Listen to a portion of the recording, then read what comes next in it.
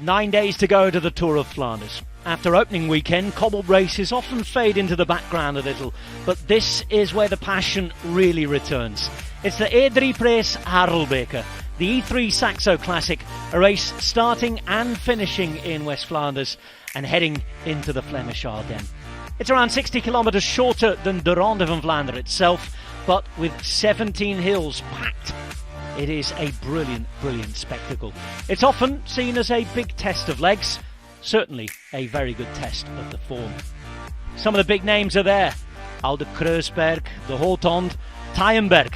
No Tornado Tom Bonen anymore, but other riders to test their legs too. The Paterberg and Quaremont the other way round in this particular race. 20 kilometres after the Tegenberg are relatively flat, and it's the run into the finish. This race started with a mass crash. 3 riders down from Soudal-QuickStep, plenty caught up behind, 3 having to abandon and go to hospital. But over 50 riders made it into a front group that at one point had 3 minutes on the likes of Van der Poel, Van Aert and the rest. And it would be Van der Poel's teammates, Alpecin de Koenig, who really rode to close it back.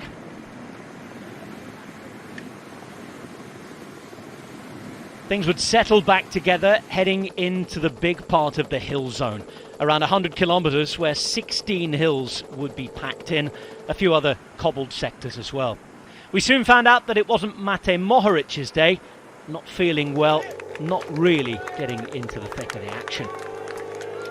Inside 100 kilometres, and Casper Pedersen and Aimé de Gent decided to get ahead of the action. That is, as it was all calm behind on the Knokterberg. They build up a gap of around 40 seconds. Then the race into the next few hills. It was started by the Ineos Grenadiers. And they really released the power on the way to the Tyenberg. Ben Turner with the acceleration. Josh Tarling following. Filippo Ganna, the man they were about to lead out onto the famous hill. But it will be Lidl Trek who got the best position. Alex Kirsch at the front, and that was the prelude to the big move from his leader. Mads Pedersen, the former world champion, accelerating. Mathieu van der Poel, though, just like he had done on the Poggio in Sanremo, would stick glued to his wheel. And Ganna, despite a first bit of distancing, would get back on with 80 kilometres to go. They soon reached Pedersen and de Gent, and there was a famous 5 at the front.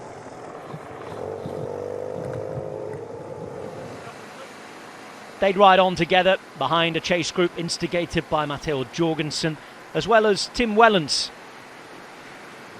Stefan Kung and a few others in there for the chase as well.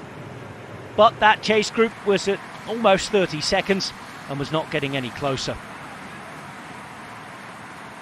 Wout van Aert and others in the main peloton tried to instigate moves.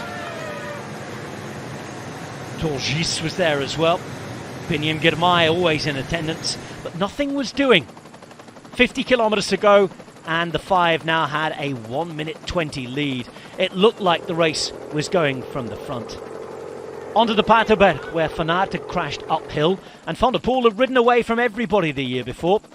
Only Aimé de Gent would be distanced there, before they then got to the Oude Quaremont, where Mathieu van der Poel did his thing again.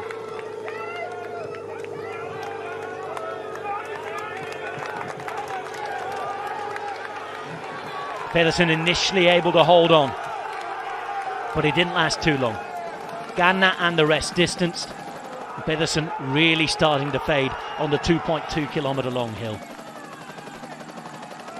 There were still a couple of climbs to go after this one, but Van der Poel looked like he'd done the damage. He had around 15 to 20 seconds on Pedersen over the top, and half a minute already on Ganna. On the way to the next couple of hills, though, Pedersen started to eat into the gap.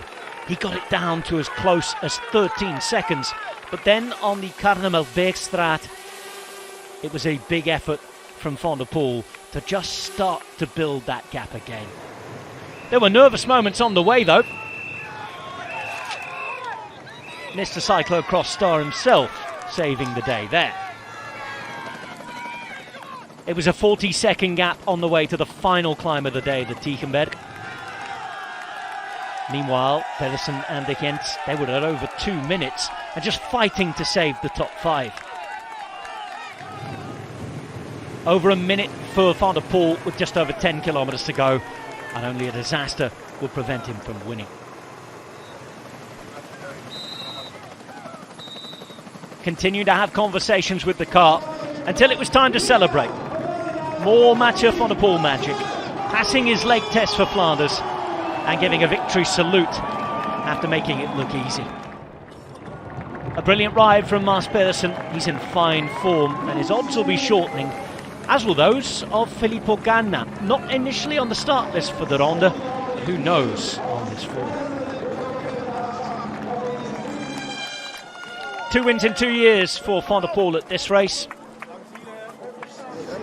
And behind, the sprint for those places, won well by Kasper Pedersen. He finished just ahead of Jasper Stuyven.